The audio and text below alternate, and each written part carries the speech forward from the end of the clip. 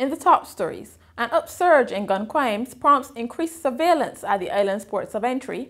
Barrack is promised payment after padlocking the doors to the Warren's office complex, and former Transport Board workers also assured they will be paid after a vocal protest. Welcome to Nation News for Monday, August 18th, 2014. I'm Natasha Beckles. No matter where you are in the world, at home or abroad, Nation News keeps you connected with what's happening in Barbados through our website, video newscast, and online e-papers. So stay connected with Nation News. Your news, your time, your way. Minister of Home Affairs Adriel Brathwaite says there will be increased surveillance at the island's ports of entry following an increase in gun crimes. He says he has already convened a meeting with Acting Commissioner of Police Tyrone Griffith and Acting Deputy Commissioner of Police Seymour Cumberbatch about the issue. The announcement comes in light of an upsurge in the use of guns on the island. Mr. Brathwaite said post offices will also be under greater scrutiny, as well as fishermen going out to sea. Meantime, a 24-year-old man was remanded to Dodds Prison until September 15th, when he appeared in court today charged with the July 30th shooting death of Jermaine Harper of Wilkinson Road, Black Rock, St. Michael. He is Kemal Akim Yard of Spooners Hill in the same parish, who turned himself into police on August 12th after a wanted notice was issued. Mr. Harper was gunned down while sitting at a Domino's table in his community. Contractor Barrack is waiting on government before he makes his next moves. In an unprecedented development, Mr. Barrack placed padlocks on the doors of the Warren's office complex this morning, barring hundreds of government workers from entering the building. It was the latest salvo in the ongoing dispute between Mr. Barrack and government.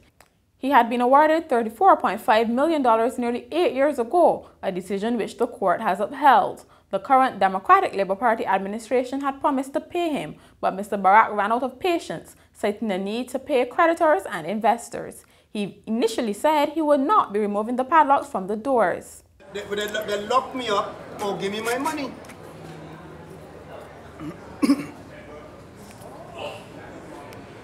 So Doc, wait trying to tell me now. Look, I have a hungry wife home. Wait trying to tell me. My wife ain't even get breakfast yet. Wait trying to tell me now. Man, I'm not taking out the lock. I'm not taking it off. I would have God here on the clock. I'm not taking it off. I'm not going to take it off. However, after heated telephone debate with Minister of Housing and Lands Dennis Kelman, who later arrived on the scene, and a promise by Minister of Finance Chris Sinclair that he would be paid today, Mr. Barrack had a change of heart. He lamented that the matter had been dragging on for more than 14 years, but Minister Kelman gave the assurance a resolution was on its way. 1 year, so and 14 years predates the DLP. But and as you would appreciate that this is a time of a crisis, and we have been keeping our word, and we said we will settle the matter, and we will settle the matter. Of course, but you also have to appreciate, but you also have to appreciate that we also have legal rights, but which we will not use. At least 15 ministries and 10 departments are housed in the 5-story building. Dismissed Transport Board workers will get their severance payment by August 29th.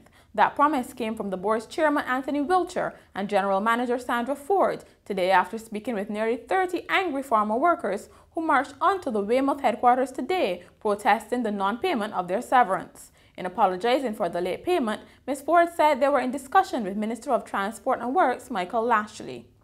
It must be pointed out, though, that we are not in possession of the total funds, but to show good faith, we shall be paying some of the funds to all of the affected employees commencing August 29, 2014. That's next Friday.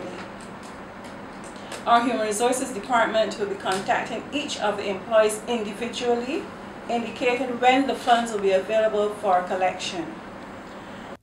However, the vocal group, which comprised farmer drivers, cashiers, and others who were dismissed in March, said they wanted all their money as they had bills to pay and children to send back to school.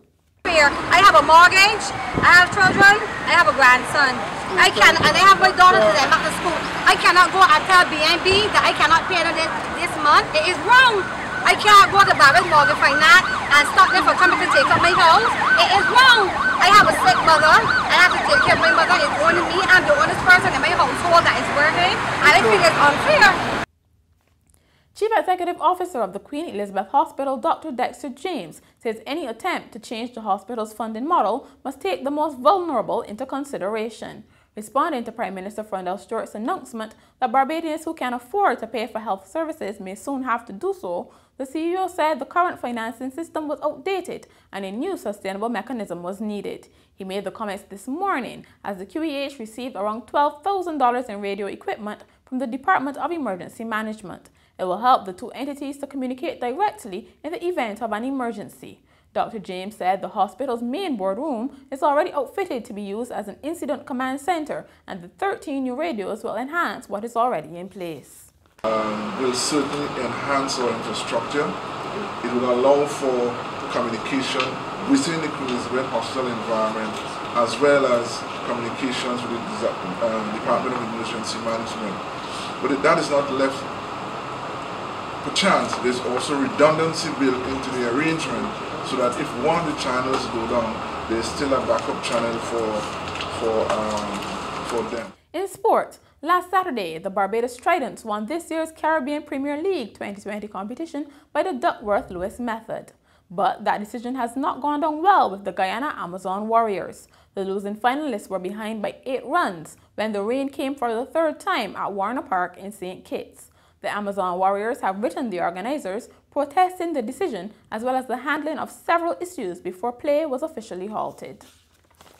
And finally, England's Cambridge University is seeking a doctoral student to pursue what sounds like the sweetest job in the world, studying the fundamentals of chocolate. They say the goal is to identify ways of keeping chocolate-based food from melting in warm climates. Unfortunately, only European Union citizens can apply for the post under the direction of experts in chemical engineering, geotechnical engineering, and soft matter physics.